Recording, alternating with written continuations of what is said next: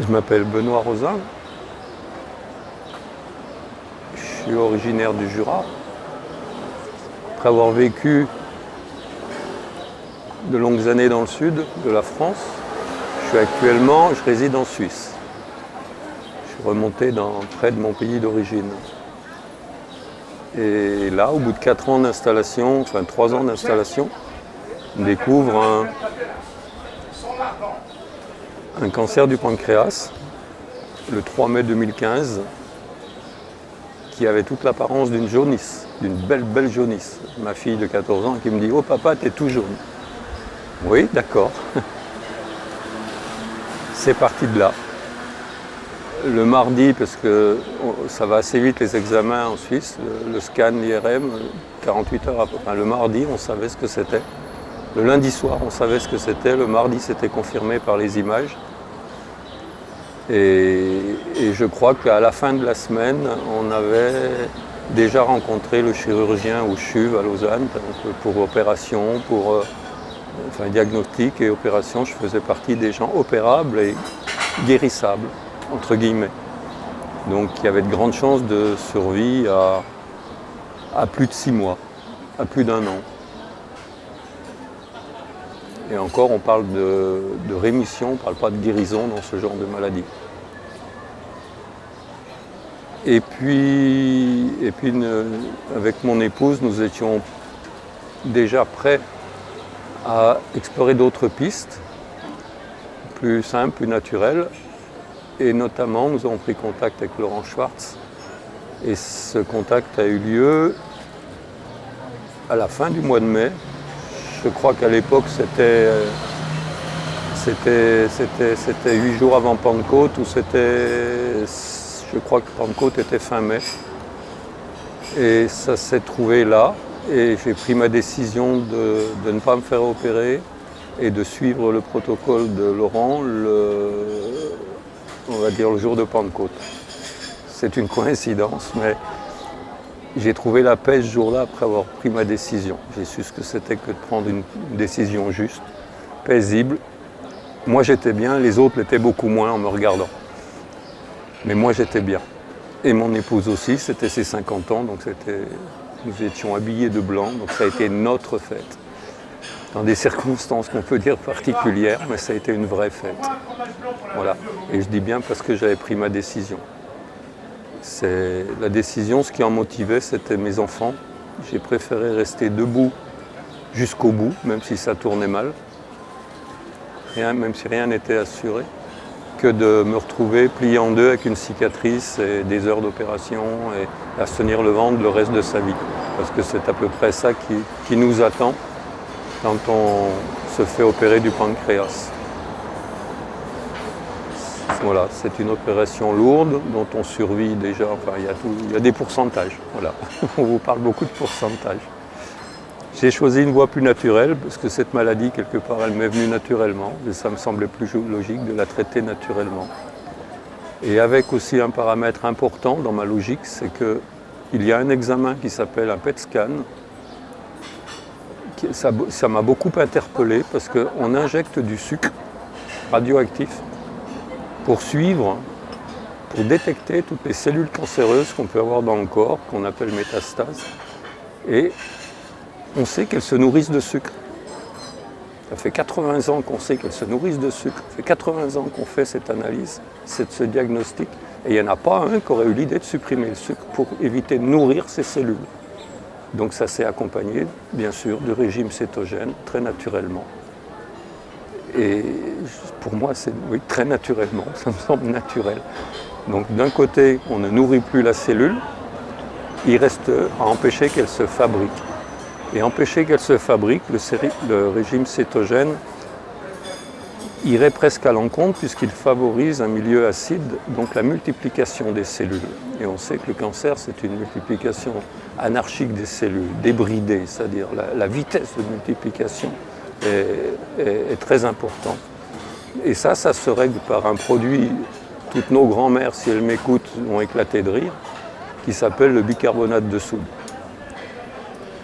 Voilà, donc bicarbonate de soude et régime cétogène, et Laurent. Eh bien, 6 mois après, l'IRM donnait les anciennes tumeurs qu'on m'avait découvertes dans le pancréas, parce que la vie avait dû déjà me proposer ce genre de maladie, mais sans que je m'en rende compte, étaient liquéfiées, étaient toujours en forme de tumeur avec une peau, mais liquide, elle n'était plus solide. Et ça m'a beaucoup interpellé, et ça, je pense que c'est en effet ce que conseille Laurent sur le métabolisme de la cellule. Donc tout ça ensemble fait que aujourd'hui, ce printemps, mois de février, l'IRM montrait une régression de tous les envahissements au niveau des métastases du foie, au niveau de l'aorte, au niveau de tout ce qui pouvait envahir, et que la tumeur elle-même avait réduit de 30%. Était passé de, à l'époque je crois 27 mm, était passé à 20 mm. Donc ce qui était une petite et donc opérable, bien sûr, je dis toujours, je fais partie des cancers détectés au départ. C'est le grand silencieux, je ne sens rien du tout, j'ai aucune douleur, sauf dans le foie, parce que c'est la vésicule, la jaunisse c'était une obstruction, donc le foie était comme s'il voulait éclater, ça a fait très très mal. Mais ce n'est pas le cancer qui fait mal. Voilà. Et aujourd'hui, il y a une petite flambée. Alors je suis à Paris aujourd'hui pour ça, pour ajouter une chimio traditionnelle, ça s'appelle le Zébula ou je ne sais plus, enfin un nom, que je vais adjoindre à mon traitement sur les conseils de Laurent et de l'oncologue Norbert. Voilà, en résumé, jusqu'à aujourd'hui, la maladie elle-même. Après, s'il y a d'autres questions, je veux bien répondre. L'autre partie qui m'est plus personnelle, parce que qui n'est pas proposée par Laurent, et que Laurent, avec beaucoup d'humour, appelle nos gris-gris, ou autrement, je ne sais pas, il a sûrement d'autres qualificatifs. J'ai fait une autre démarche qui me correspond aussi, parce que je donne du sens à ce qui m'arrive, du sens à ma vie, même avant. Mais là, la maladie, on cherche le sens. C'est toujours pour notre plus grand bien. Ça a déjà été mon regard dès le départ. J'accepte les conséquences et je sais que tout est parfait. C'est une phrase qui m'a accompagné dans ma décision.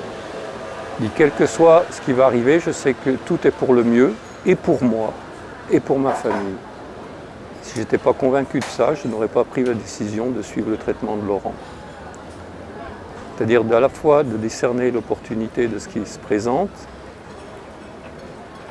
que c'est juste, une forme de discernement mais qui nous dépasse, qui n'est pas dans le mental, qui rejoint l'instinct, qui rejoint peut-être l'âme. Je ne sais pas, chacun, suivant sa culture, mettra le mot qu'il veut. Mais quand la décision est prise, on sait que c'est juste. Et là, personne n'a à vous dire ce qui est juste ou pas. Il n'y a que vous qui le savez. Mais quand vous le savez, sachez, soyez sûr que vous êtes dans le juste. Ça, c'est quelque chose ça ne peut pas venir de l'extérieur, ça vient de l'intérieur. C'est votre divin, on va dire. Prenez le mot que vous voulez, qui vous arrange. C'est que vous êtes branché à la source. Il y en a qui parlent. Voilà. Appelez-le comme vous voulez. Je suis prêtre, mais je ne m'offusque pas de tout le nom laïque ou d'une autre culture, au contraire, parce qu'on se rejoint à ce niveau-là. Cherchez le sens, parce que chercher le sens, ça va vous obliger d'accepter, à plus ou moins brève échéance, peut-être pas tout de suite, il faut accepter, mais cherchant le sens, automatiquement vous réadhérez à la vie. C'est une démarche positive. Et dès qu'on enclenche du positif, on reste branché à la vie. C'est les chrétiens, enfin la religion, le péché, qu'est-ce que c'est? C'est se couper de la vie. Et bien s'enfermer sur sa souffrance, c'est se couper de la vie. Ce sont un peu des phrases courtes qui résument, qui tranchent. Ça peut paraître à l'emporte-pièce, mais pourtant c'est une réalité. Se couper de la vie, c'est se remettre dans son ego, c'est rester dans ce qu'on connaît, c'est croyant tout connaître. Et là on est dans l'erreur. C'est le mot péché, mais bon, le mot péché a été tellement utilisé à d'autres fins, de culpabilité ou autre, que non, c'est se couper de la vie, tout simplement. De la vraie vie. Alors, réadhérer à la vie, chercher le sens, parce que tout est bon, tout ce qui nous arrive est bon. Ou je suis un fou, ou j'ai raison, à vous de choisir. C'est peut-être les deux. Voilà.